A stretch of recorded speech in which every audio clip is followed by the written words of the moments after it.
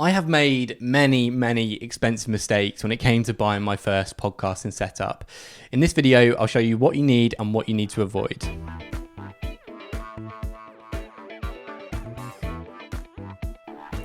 There are so many different options and technical things to consider when you're starting your podcast.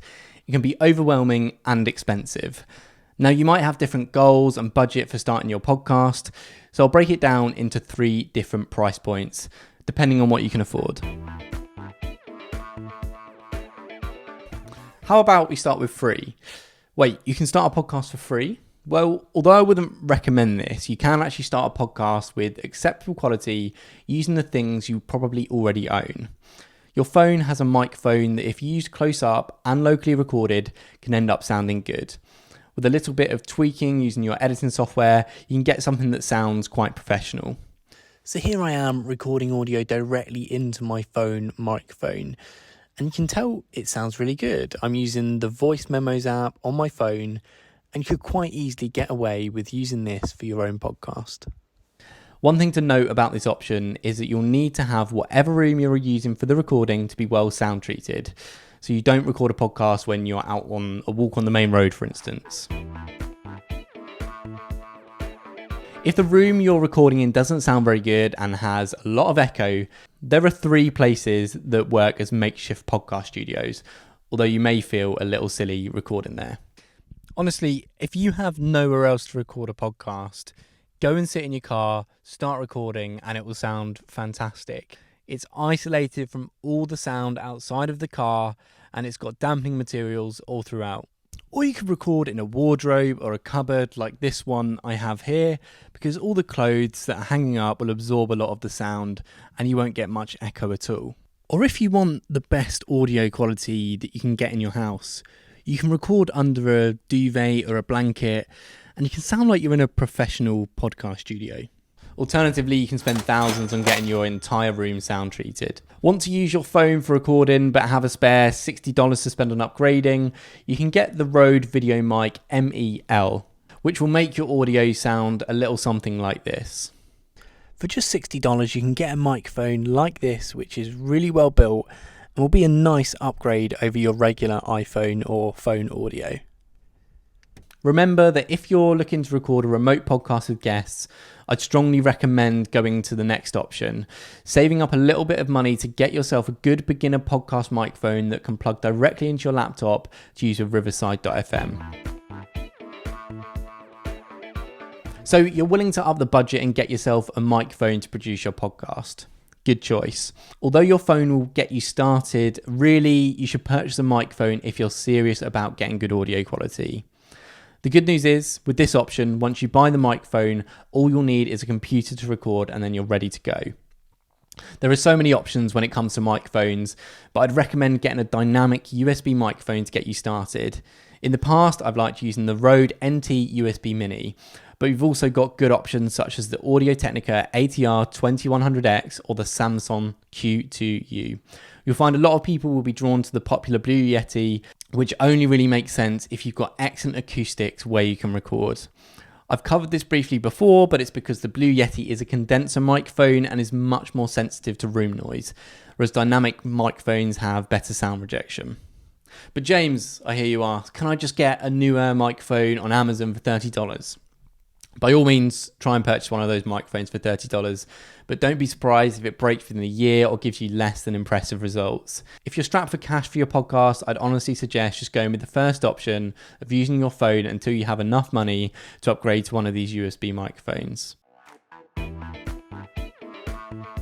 A good tip is that you need good mic technique to get the best out of these microphones.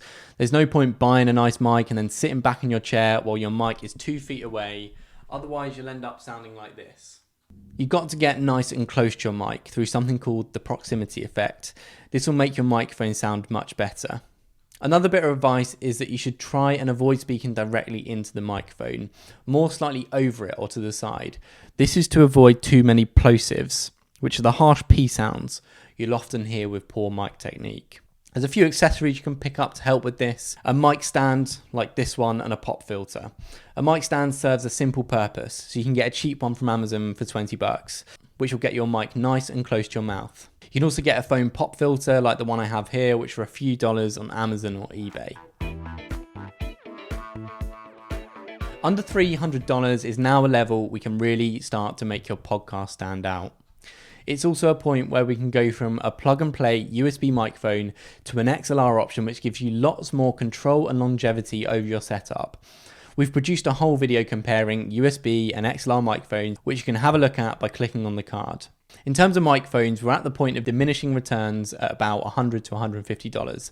The only point beyond this you'll really start to notice a difference is about $400 with the legendary Shure SM7B.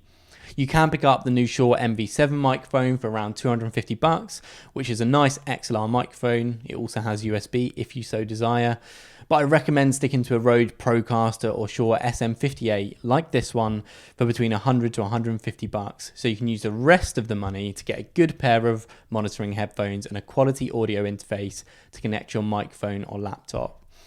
As mentioned, an audio interface takes the XLR input and lets that plug into your computer, but providing you some physical controls for the mic levels and monitoring.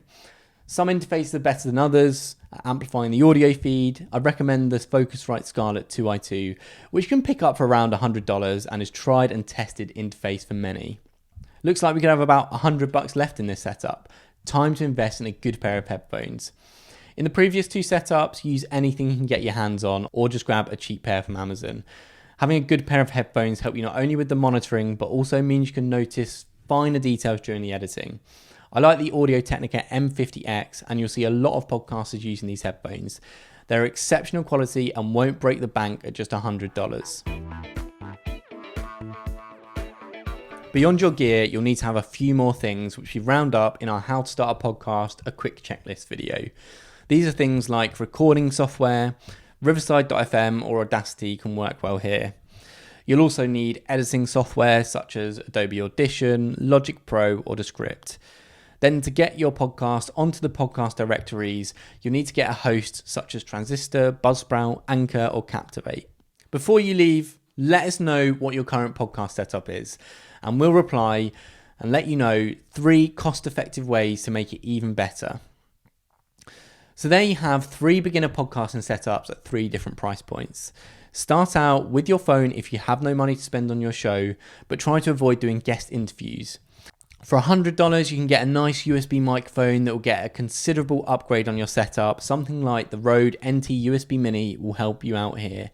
If you're willing to step up to around $300 for your setup, you can get yourself an XLR microphone like the Shure SM58, Rode Procaster or PodMic with an interface such as the Focusrite Scarlett 2i2. You can then treat yourself to some headphones. Again, we'd recommend trying the Audio-Technica M50X. Hopefully you've now got a good idea of the gear you need to start your podcast, with a few tips along the way. Let us know in the comments what your current podcast setup is, and we'll let you know some cost-effective ways to make it even better. We're going to be producing a bunch more videos on this YouTube channel about podcasting, video interviews, and more. So if you want to learn more about starting and growing a podcast, make sure you subscribe to the channel and turn on notifications so you don't miss an episode. Thanks for watching.